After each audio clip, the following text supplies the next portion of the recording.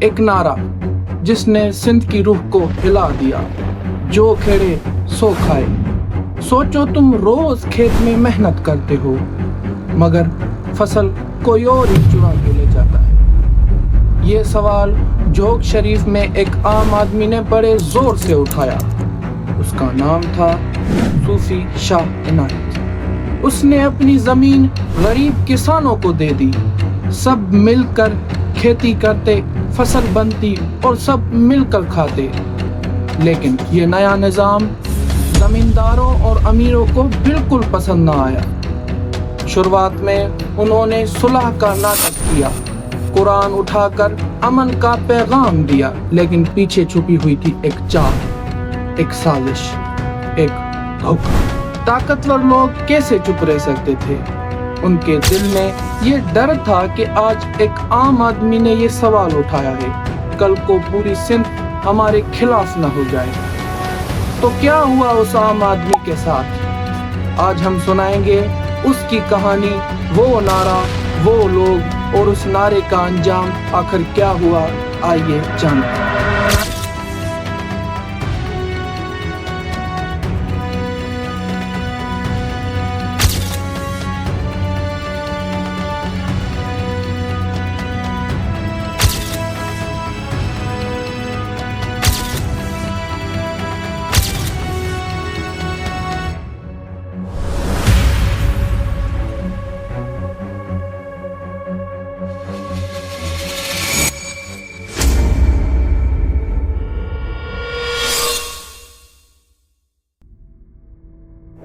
وقت تھا 16 سینچری کا۔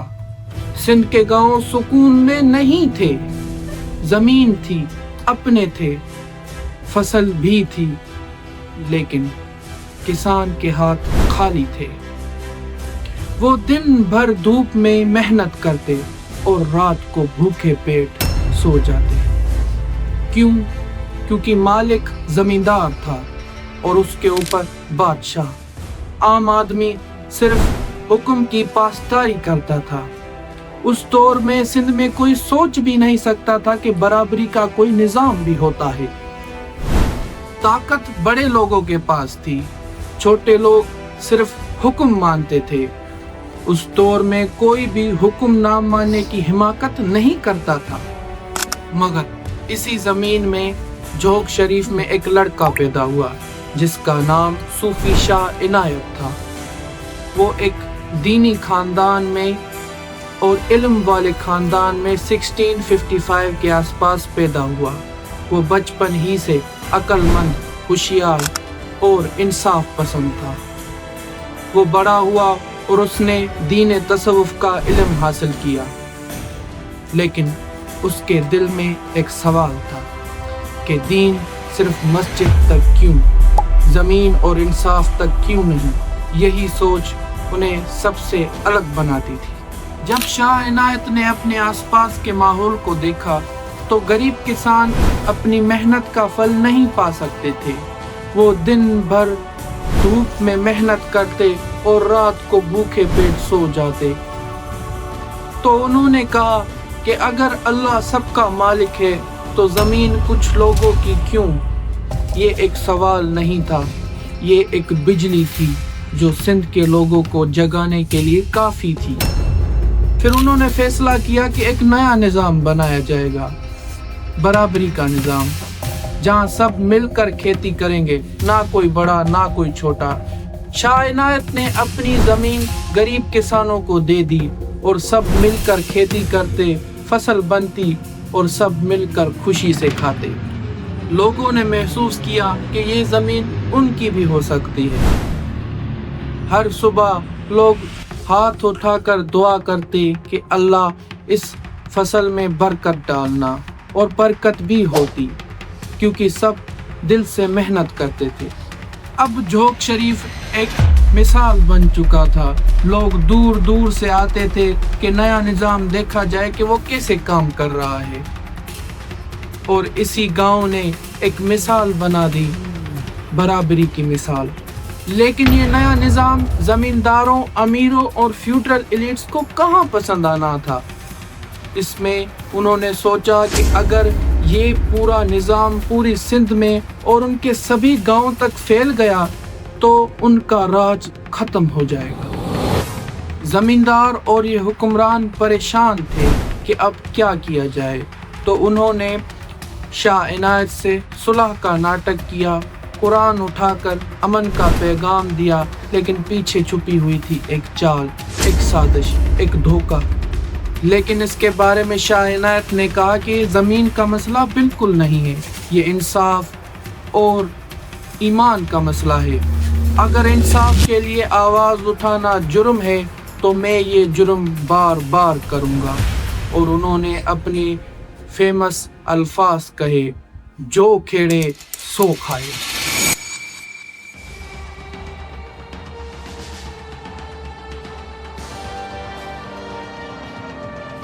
جوگ شریف سندھ کا ایک ایسا چھوٹا سا گاؤں، لیکن اس وقت ایک ایسی سوچ ایوالو ہوئی جو پوری سلطنت کو ہلا گئی۔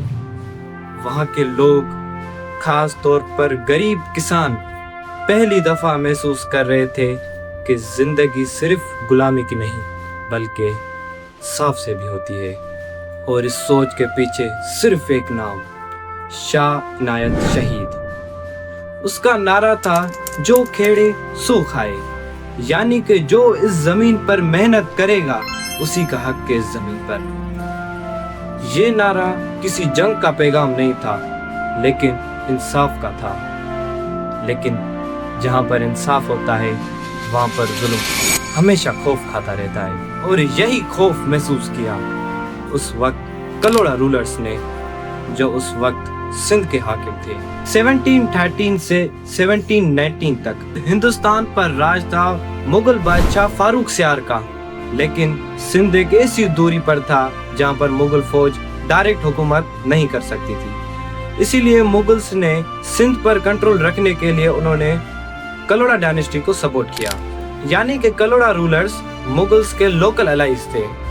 وہ لوگوں کو خیراج کھلاتے اور بدلے میں ان کو انہی جگہ پر حکومت ملتی۔ یار محمد کلوڑو اس وقت کا سب سے طاقتور لیڈر تھا۔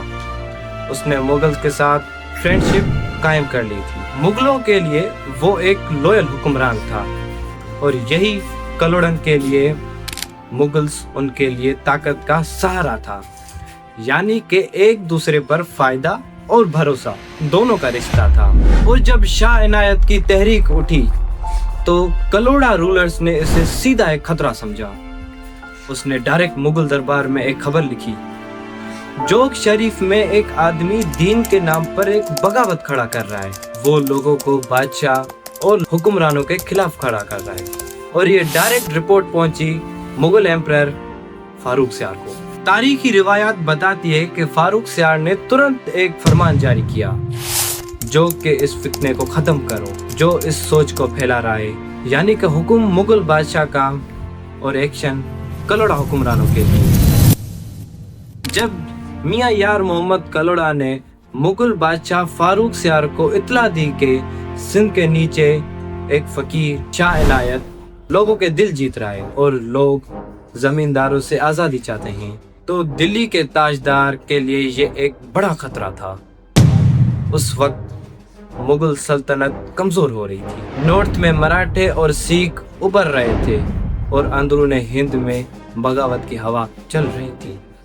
فاروق سیار نے سوچا، اگر سندھ میں بھی یہ لوگ انقلاب اٹھائیں گے پورا ملک ہل جائے گا، اور یہی ڈر اس نے کلوڑا رولرز کے ذریعے سندھ کو بھیج دیا۔ دلی سے حکم آیا کہ شاہ عنایت اور اس کے ساتھیوں کو قابو کر لو، ورنہ سندھ ہمارے ہاتھ سے نکل جائے گا۔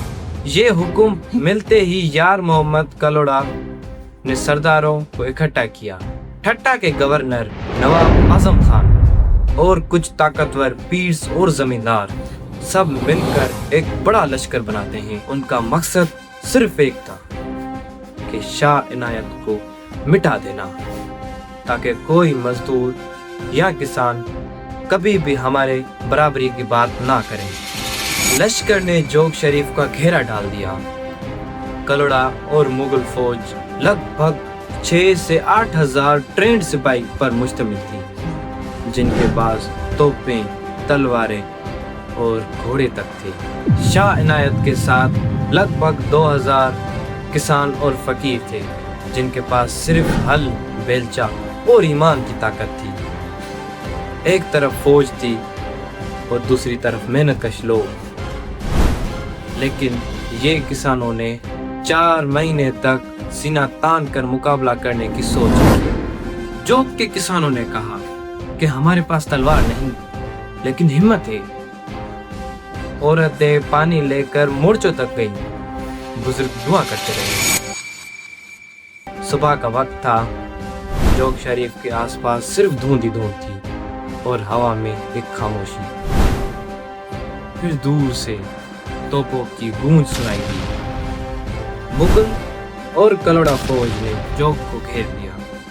6000 سے زیادہ ٹرینڈ سپاہی گھوڑے، توپیں اور تلواریں لے کر آئے تھے۔ ان کے سامنے صرف 2000 کسان تھے جن کے ہاتھ میں تلوار نہیں، صرف ہل اور بیلچہ تھا۔ شاہ عنایت نے کہا، ہم جنگ نہیں صاف چاہتے ہیں، لیکن تلوار ان کے پاس ہے اور حق ہمارے پاس ہے۔ پھر جنگ شروع ہوئی، دھواں اور تلواروں کی چٹکار۔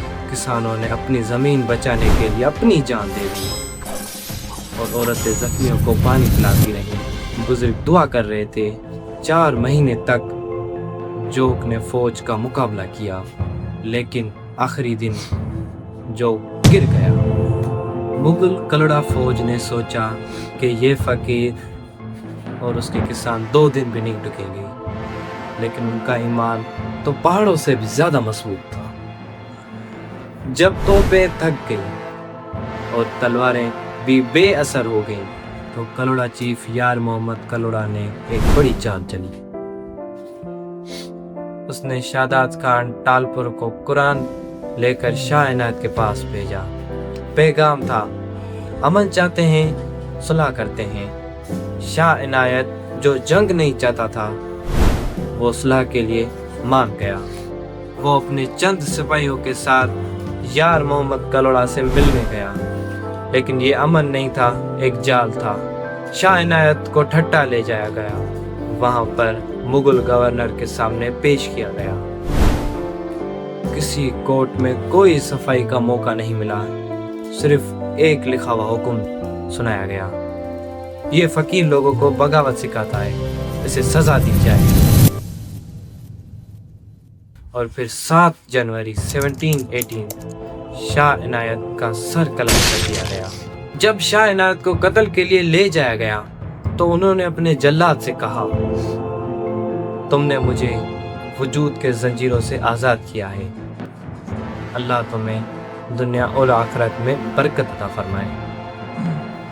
پھر ان کا سر قلم کر دیا گیا اور ٹھٹا کے ایک سید نے اس جگہ ان کا ایک مزار بنایا جہاں انہیں دفن کیا گیا۔ وہ بیج آج بھی سندھ کی مٹی میں زندہ ہے۔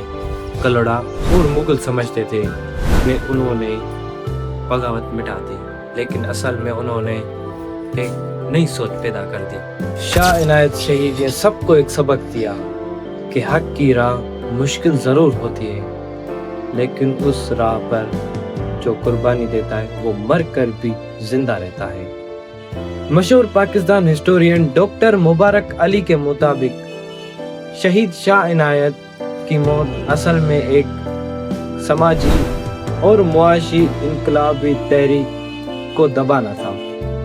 ان کے نزدیک یہ سندھ کی تاریخ کی کلاس اسٹرگل کا سب سے پہلا ایگزامپل تھا، جہاں پر مظلوم لوگوں نے طاقتور لوگوں کے سامنے آواز اٹھائی، اور دوسری طرف سر جی ایم سید جو کہ سندھی قوم پرست کے عظیم سوچ کے رہنما، وہ کہتے تھے کہ شاہ عنایت کی جنگ صرف مذہبی نہیں تھی بلکہ ایک ایسی سوچ تھی جو سندھی حقوق اور خود مختاری کی لڑائی تھی۔ جی ایم سید کہتے ہیں کہ شاہ عنایت سندھ کے ہر انسان کے لیے ایک بڑا مثال تھی کہ جب بھی حق اور انصاف کے لیے کھڑا ہوتا ہے وہ شاہ عنایت کے راستے پر چل پڑتا ہے۔